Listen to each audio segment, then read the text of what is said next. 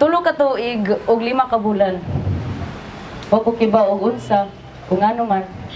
Pero sa pagkalit-kalit nimong pagkawagtang, ako ara jud ka og galingon akong gipasangin lang. Wa ko kiba og imo ba kong gipulihan o igo ra jud ko nimo gidua-duaan.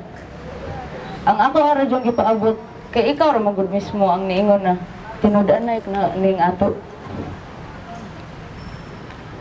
Akong mga amiga, ikapoy na bitaw. Sige ra kong maoy, sila ra say maminaw. Pero sa adlaw na unta na akong papahawayon, akong kasing-kasing, kita ko nimo sa tisa. Kuyog akong miga, gairing-iring. Halahotdan ng mga siomay ug lamon. Baga kagnaw, kay ang tulo ka tuig ug 5 ka bulan, imo ring pulihan og t-shirt na galutaw.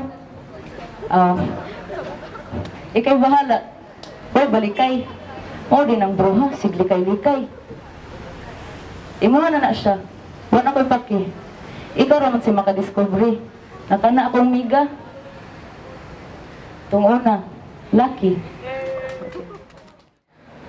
On the day we broke up, you asked me for one last hug. I shrugged. I rolled my eyes and opened my arms, but I didn't feel anything anymore. I'm sorry, but when I said I didn't love you anymore, I don't think I was lying. I'm sorry, because when my sheets become empty, I do not crave for your warmth. I do not crave for your smell. I do not crave for your smile, your eyes, your hair. I do not crave for you. Instead, I crave for someone else. And I am sorry that I now cringe at the memories we used to share, that I pass by your apartment and wonder, forget why I even looked towards there. I'm sorry that I did not realize that I did not love you the most, that I did not want to spend my life with you. I'm sorry because I made promises I knew I couldn't keep, promises I knew weren't made for you. Promises that I threw at you with her on my mind.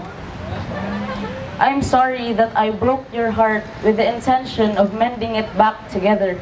I am not a carpenter. I cannot mend what I did not break. I made it worse.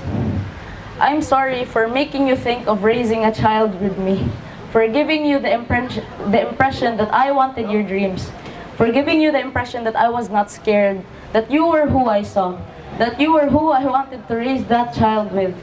And I'm sorry that I held your hand on days you would rather die on. I'm sorry that I left my scent on your sheets. I'm sorry that I made you think I was in love. But dear, my darling, whatever we had, it helped me grow. Whatever we had helped me to see that I cannot always run from things I cannot swallow, that brokenness will never be mended if left untouched.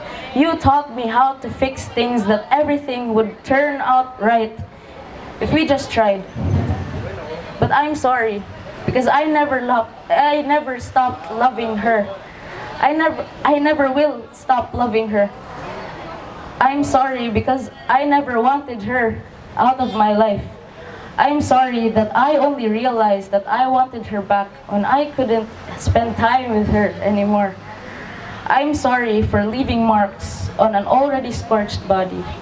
And I'm sorry that you have to hear it this way.